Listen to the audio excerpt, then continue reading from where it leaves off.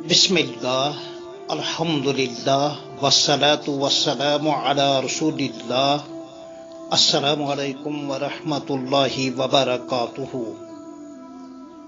मकान या दुकान या मस्जिद या मकतबा या खानकाह की संग बुनियाद के मौके पर क्या करना चाहिए।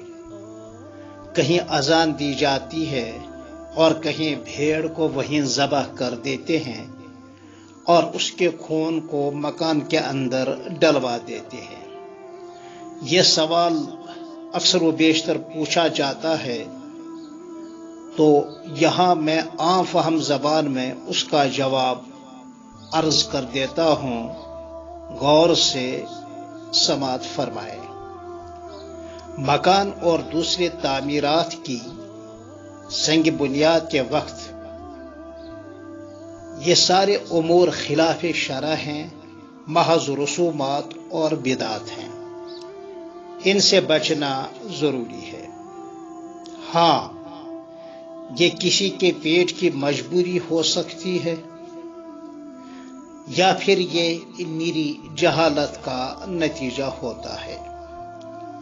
इस मौके पर असलाफ यानी सहाबा, ताबिईन, तबे ताबिईन, जिनमें हजरत इमाम आज़म अबू हनीफा अन-नुमान अलैहि रहमा व रिज़वान, हजरत इमाम मालिक बिन अनस, हजरत इमाम शाफी मोहम्मद बिन इदरीस और हजरत इमाम अहमद बिन मोहम्मद बिन हम्बल और उनके तमाम शागिर्द हजरात भी आते हैं।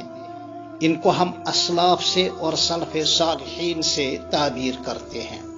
तो इन हजरात से अजान देना या अजान पढ़ना इस मौके पर साबित नहीं है।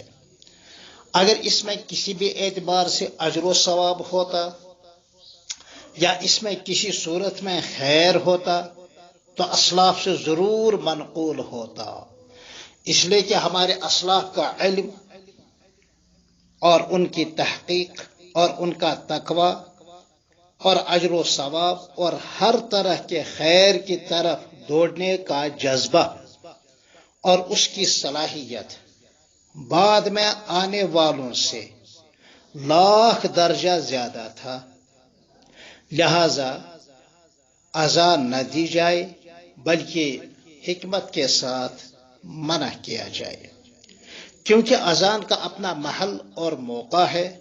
फुक़हा-ए इस्लाम रहिमहुमुल्लाह ने इसकी वजाहत की है कि कहाँ अजान देनी चाहिए और कहाँ अजान देनी नहीं चाहिए, मगर वहाँ बिना और तामीर के वक्त अजान देने को कहीं नहीं लिखा गया है।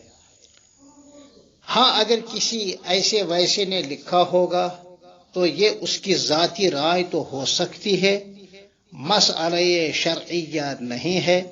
जाती राय या ख्वाब कोई शरई दलील नहीं है। भेड़ को ज़बह करना फी नफ्सी ही इजहार मसरत के लिए या वैसे ही खाने के लिए, मेहमानों को खिलाने के लिए, वलीमा और अकीक़ह के लिए न सिर्फ जायज़ है बल्कि सुन्नत और पसंदीदा अमर है। संग बुनियाद रखना भी दरअसल खुशी का एक मौका होता है, लेकिन लोगों ने अब इसको जरूरी समझा है। आहकर अर्ज करता है कि बेहतर है चाय और हलवा बनाकर रहगुजर लोगों को दिया जाए, खुशी का इजहार किया जाए, बस इसी पर इक्तिफा हो। ये भेड़ का ज़बह करना ये शरीयत का हुक्म नहीं है, न आप इसके मुकल्लफ हैं। इसके मुकाबले में बेहतर है कि खुशी का मौका है, कुछ खिलाए पिलाएं। महल्ले की मस्जिद हो, मदरसा हो, वहां 150 रुपए दे दें या अपनी इस्तिताअत के मुताबिक कुछ रकम दें कि अल्लाह हमने संग बुनियाद रखी है, उसको पाए तकमील तक पहुंचा दे। मस्जिद को कुछ पैसे दें, मदरसे कुछ पैसे दें।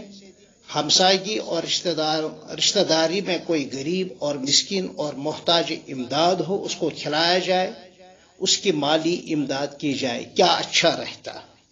भेड़ को हरगिज़ ज़बह न करें, लेकिन ज़बह भी संग बुनियाद की जगह पर करना बिल्कुल गलत है, बिल्कुल गलत है।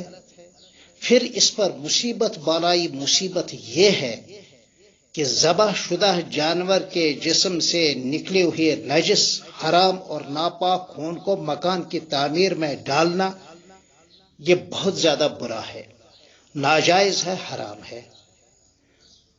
اگر آپ سے کہا جائے گا کہ سنگ بنیاد میں ہم حلال جانوروں کا پیشاب اور گوبر یا انسان کا پیشاب اور پاخانہ ڈالیں، کیا آپ اس کو پسند کر سکتے ہیں؟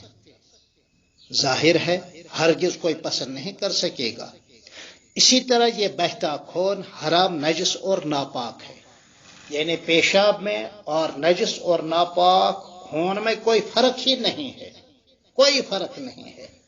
ایسا لگتا ہے کہ جہالت اور نفس پرستی سے لوگوں کی گویا مت ماری گئی ہے، ان کی عقل ماری گئی ہے۔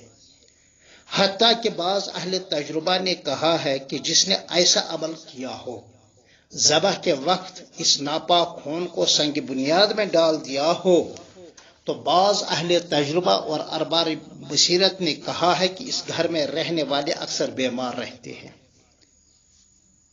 اگر ایسا ہوا ہو تو کوئی بات نہیں، توبہ کا دروازہ ابھی کھلا ہے، اللہ سے معافی مانگی، کیونکہ روح ابھی باقی ہے، جسموں میں باقی ہے۔ روح نکلتے وقت توبہ قبول نہیں ہوتی۔ ابھی آفتاب جانب مغرب سے نکلا نہیں ہے، جیسے کہ حدیث میں آیا ہے جب جانب مغرب سے آفتاب نکلے تو کسی کافر کی توبہ اور کسی گناہ گار کی توبہ قبول نہیں ہے۔ منزل ایک چھوٹی سی کتاب ہے، 10 منٹ لگیں گے پڑھنے میں۔ حضرت شیخ العرب والعجم، شیخ الحدیث مہاجر مدنی حضرت مولانا محمد زکریا صاحب کاندھلوی رحمت اللہ علیہ نے اس کو مرتب کیا ہے۔ بس اس چھوٹی سی کتاب کو قدر آواز کے ساتھ مکمل پڑھ کر پانی پر دم کرنے صبح اور شام، اور اسی پانی کا چھڑکاؤ روزانہ کریں۔ مکان کی پہلی منزل میں 8-10 دن تک یہ عمل کرتے رہیں، تجربہ شاہد ہے اثرات ختم ہو جاتے ہیں۔ تو اس حوالے سے یہ مختصر گزارش تھی۔